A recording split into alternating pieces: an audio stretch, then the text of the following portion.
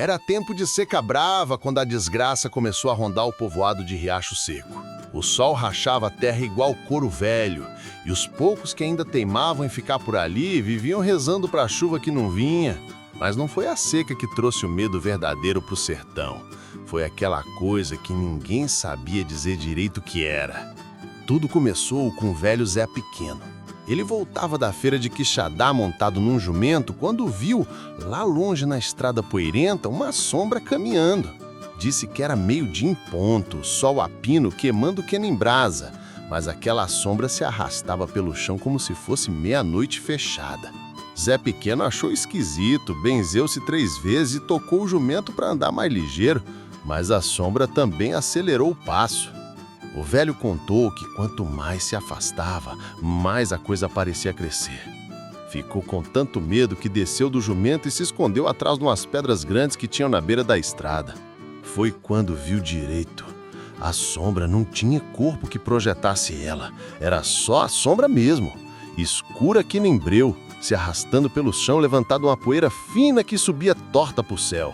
Zé Pequeno fechou os olhos com força e ficou quieto que nem defunto, rezando baixinho todas as orações que sabia. Quando abriu os olhos de novo, a sombra tinha passado. Mas o jumento dele estava caído no chão, morto, com os olhos arregalados, fixos no céu e a boca aberta num berro mudo. Zé Pequeno voltou para o povoado a pé, cambaleando no calor, e quando chegou estava mais branco que algodão. Contou a história para quem quisesse ouvir, mas a maioria achou que era coisa da cabeça dele, que o sol tinha fritado os miolos do véio. 3 dias depois, a filha do seu Damião desapareceu. A menina tinha saído para buscar água no açude que ficava a uns 2 quilômetros dali. Quando o sol começou a se pôr e ela não voltou, seu Damião juntou uns homens e saíram procurando com lamparina e lampião aceso. Acharam a lata de água dela tombada na beira do caminho.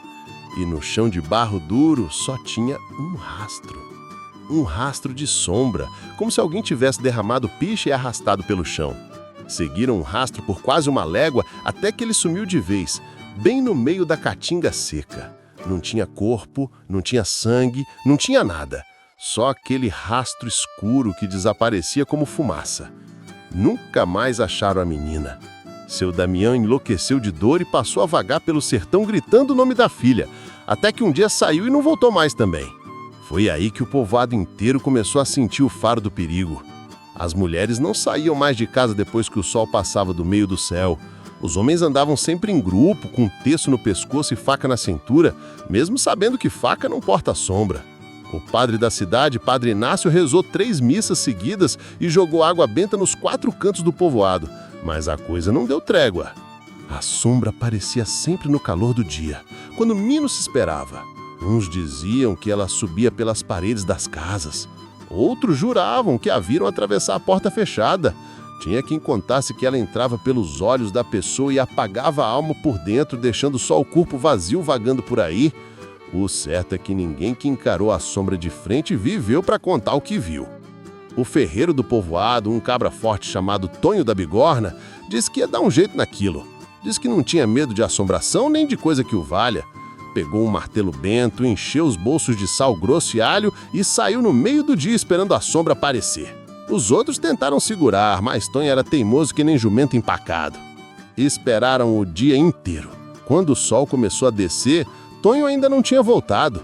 Foram atrás dele e acharam o martelo caído na estrada, com o cabo quebrado ao meio. Do Tonho, nem sinal. Mas no chão, aquele rastro escuro de sempre, que ia sumindo conforme a noite caía. Dizem que naquela noite se ouviu um grito terrível vindo da caatinga, um grito que gelou o sangue de quem escutou. Foi aí que apareceu no povoado um cangaceiro velho, cheio de cicatriz e fama de conhecedor das coisas do sertão. Ele chegou montado num cavalo preto, com o rosto queimado de sol e um olhar que parecia vir através das pessoas. Diz que se chamava Malaquias e que já tinha cruzado aquela sombra antes em outras bandas do Nordeste. Malaquias contou que a coisa era antiga, mais velha do que o próprio sertão. Era uma alma danada que tinha feito um pacto com o cão e ficou presa entre o mundo dos vivos e dos mortos. Não era mais gente, mas também não era totalmente assombração. Era só fome e desespero tomando forma de sombra. Ela buscava as pessoas para sugar a força vital delas, tentando juntar energia suficiente para voltar a ter corpo, mas não conseguia. Só ficava mais forte e mais faminta. O velho cangaceiro disse que tinha um jeito de espantar a coisa, mas era perigoso e precisava de coragem. Tinha que fazer uma armadilha com espelhos. A sombra, ao se ver refletida, ficaria confusa e presa no próprio reflexo, pelo menos por um tempo. Tempo suficiente para todo mundo fugir dali e deixar o povoado para as costas.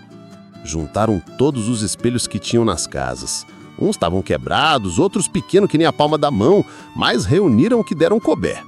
Malaquias escolheu uma casa abandonada no fim do povoado e montou a armadilha. Colocou os espelhos formando um círculo no chão de barro, virados para cima, refletindo o teto escuro. No centro, amarrou uma galinha viva para servir de isca. Quando o sol chegou no ponto mais alto do dia seguinte, Malaquias ficou de tocaia. Os outros se esconderam nas casas espiando pelas frestas das janelas fechadas. O silêncio era pesado. Até os cachorros ficaram quietos, encolhidos nos cantos. Foi quando ela apareceu. A sombra veio se arrastando pela rua de terra, escura e densa como petróleo derramado. Ia direto para a casa onde estava a armadilha. A galinha começou a cacarejar desesperada, batendo as asas, sentindo a presença da morte chegando. A sombra entrou na casa e, naquele instante, os espelhos começaram a brilhar com uma luz que não era desse mundo. A sombra se viu refletida 1000 vezes em todos os ângulos e começou a se contorcer. Um grito saiu daquilo, um grito que não era de gente nem de bicho, mas de algo muito mais antigo e terrível. Era um som que fazia os ossos doerem só de ouvir. Malaquias gritou para todo mundo correr. As famílias pegaram o que podiam carregar e saíram em disparada, deixando o riacho seco para trás. Alguns a pé, outros em carroças velhas, todos fugindo daquela maldição que tinha se apossado do lugar. Dizem que quando olharam para trás pela última vez, a casa onde estava a armadilha estava toda escura, como se tivesse sido coberta por uma nuvem de tinta preta, e que dali saía um zumbido grave que fazia a terra tremer. O povoado foi abandonado. Até hoje ninguém volta lá. Quem passa perto jura que ainda dá para ver, em certos dias de sol forte, uma sombra se arrastando pelas ruínas das casas velhas. Uma sombra que não tem dono, que não tem fim, que continua caminhando pelo sertão atrás de almas para devorar. Uma fome que nunca acaba. Inscreva-se em nosso canal. Temos muitas histórias do sertão.